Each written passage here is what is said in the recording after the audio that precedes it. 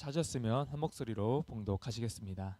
왕이 사람을 보내어 시므이를 불러서 이르되 너는 예루살렘에서 너를 위하여 집을 짓고 거기서 살고 어디든지 나가지 말라. 너는 분명히 알라. 내가 나가서 기드론 시내를 건너는 날에는 반드시 죽임을 당하리니 내 피가 내 머리로 돌아가리라. 시므이가 왕께 대답하되 이 말씀이 좋사오니 내 주 왕의 말씀대로 종이 그리하겠나이다 하고 이에 날이 오래도록 예루살렘에 머무니라. 3년 후에 시므이의 두 종이 가드 왕 마아가의 아들 아기스에게로 도망하여 간지라. 어떤 사람이 시므이에게 말하여 이르되 당신의 종이 가드에 있나이다. 시므이가 그 종을 찾으려고 일어나 그의 나귀에 안장을 지으고 가드로 가서 아기스에게로 나아가 그의 종을 가드에서 데려왔더니 시므이가 예루살렘에서부터 가드에 갔다가 돌아온 일을 어떤 사람이 솔로몬에게 말한지라. 왕이 사람을 보내어 시므이를 불러서 이르되 내가 너에게 여호와를 두고 맹세하게 하고 경고하여 이르기를 너는 분명히 알라. 내가 밖으로 나가서 어디든지 가는 날에는 죽임을 당하리라 하지 아니하였느냐. 너도 내게 말하기를 내가 들은 말씀이 좋으니이다 하였거늘 내가 어찌하여 여호와를 두고 한 맹세와 내가 내게 이른 명령을 지키지 아니하였느냐. 왕이 또 시므이에게 이르되 내가 내 마음으로 아는 모든 악 곧 내 아버지에게 행한 바를 내가 스스로 아나니 여호와께서 내 악을 내 머리로 돌려보내시리라. 그러나 솔로몬 왕은 복을 받고 다윗의 왕위는 영원히 여호와 앞에서 경고히 서리라 하고 여호야다의 아들 분하에게 명령하매 그가 나가서 시므이를 치니 그가 죽은지라. 이에 나라가 솔로몬의 손에 경고하여 지니라.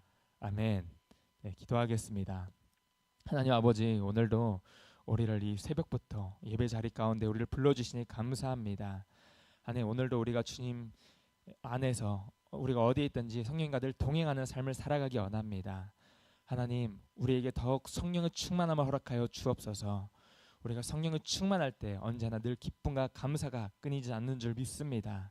하나님, 오늘 하루도 우리가 성령님과 동행할 때에 우리의 맡겨진 일을 또 잘 감당할 수 있도록 또 세임과 능력을 허락하여 주옵소서. 이 시간도 우리와 함께 하실 줄 믿사오며 우리 구주 예수 그리스도의 이름으로 기도드립니다. 아멘. 오늘 본문은 다윗 왕의 마지막 유언을 따라 솔로몬이 시므이에게 행한 일이 나옵니다.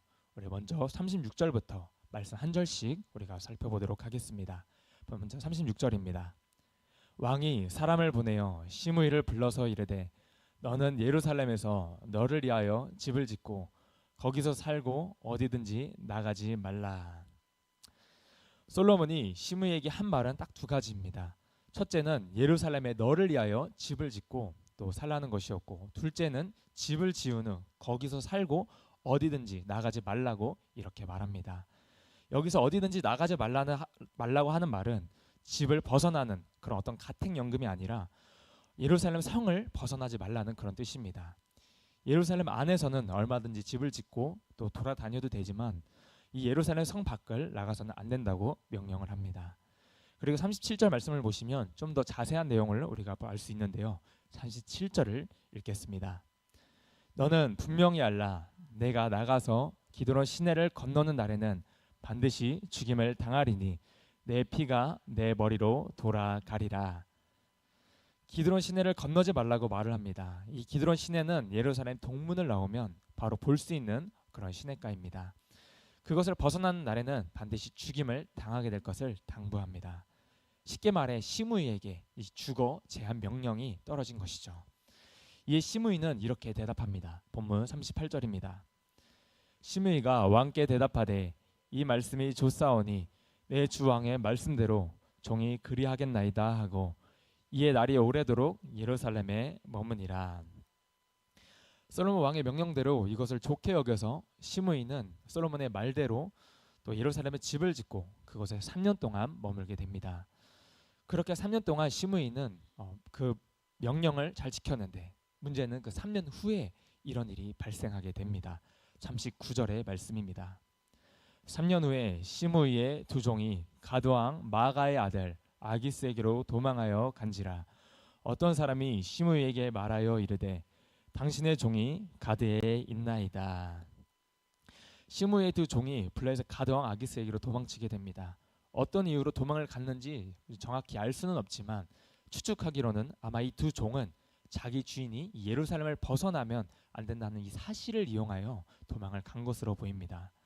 그리고 이 소식을 들은 시므이는 이렇게 행동합니다. 본문 40절입니다.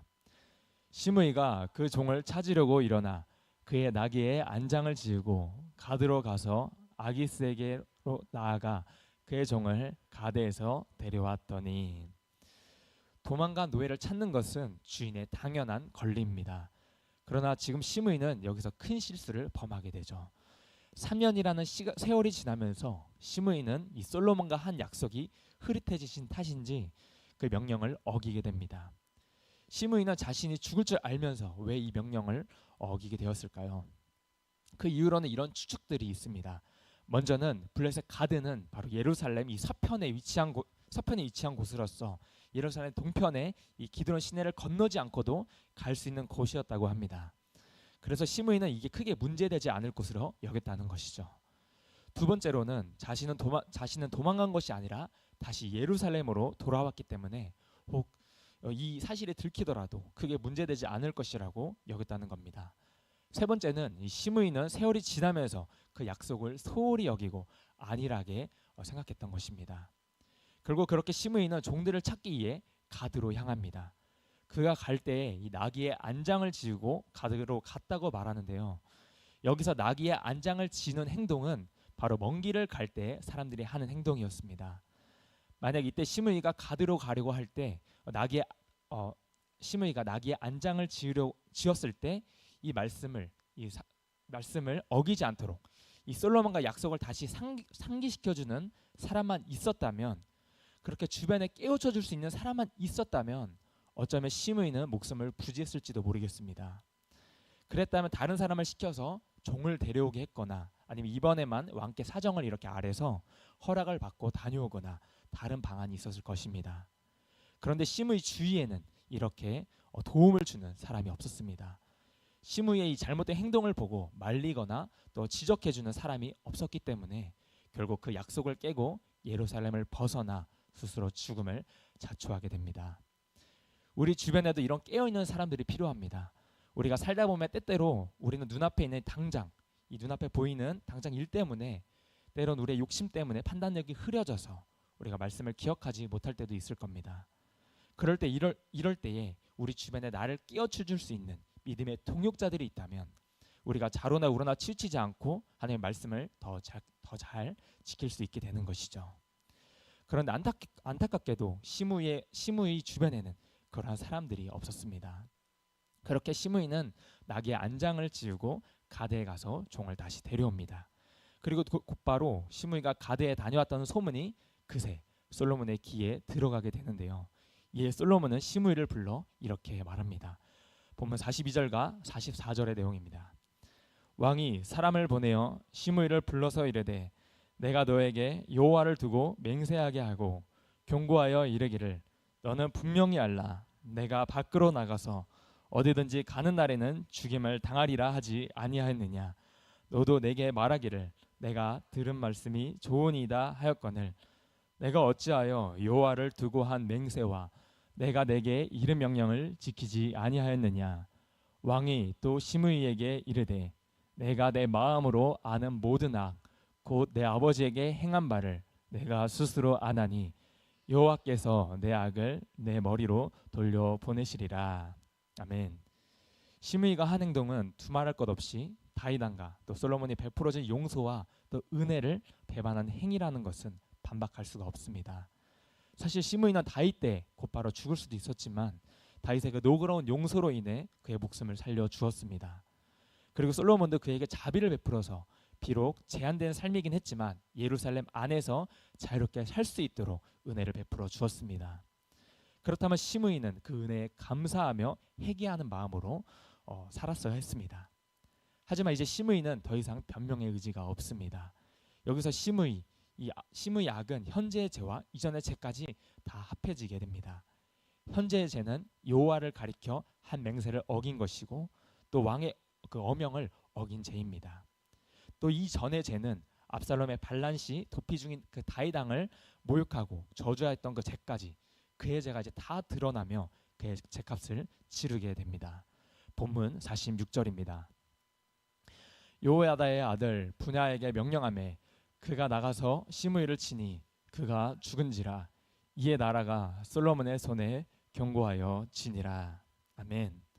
오늘 말씀은 우리에게 특별한 교훈을 주고 있습니다. 말씀은 우리의 목숨과 또 영혼의 생명이 연결되어 있습니다. 하지만 우리는 시간이 흐르다 보면 이 신앙생활을 또 오래 하다 보면 루즈해지고 또 느슨해질 때가 있습니다. 그러다 보면 하나님의 말씀을 소홀히 여기게 되는 가오를 범하게 됩니다. 아니 어떨 때는 그것을 잊어버릴 때가 있습니다. 딱 한 번뿐인데, 이번 딱 한 번뿐인데 라고 생각하면서 선을 넘는 경우가 있고, 때로는 우리가 인식하지 못하는 사이에 하나님의 말씀을 어기는 경우가 있습니다.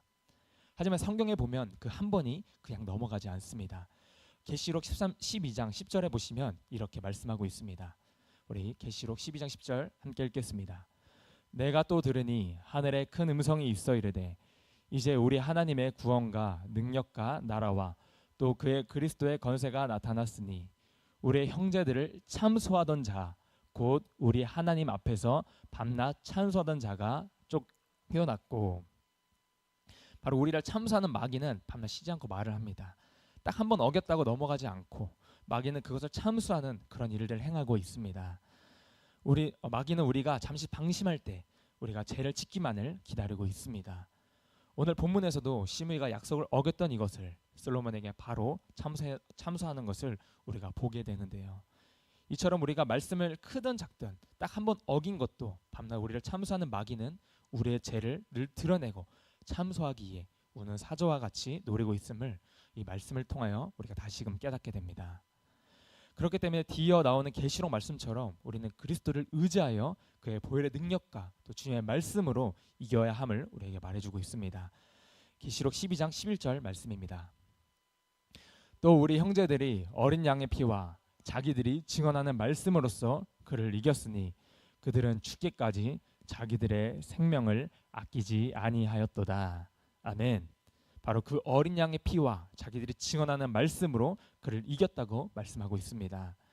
우리가 어기지 말아야 될 이 하나님의 명령, 또 하나님의 말씀을 어린 양의 피를 의지하여서 또 그 말씀으로 승리하고 이기고 또 이기는 바로 저와 여러분들이 되기를 간절히 소망합니다.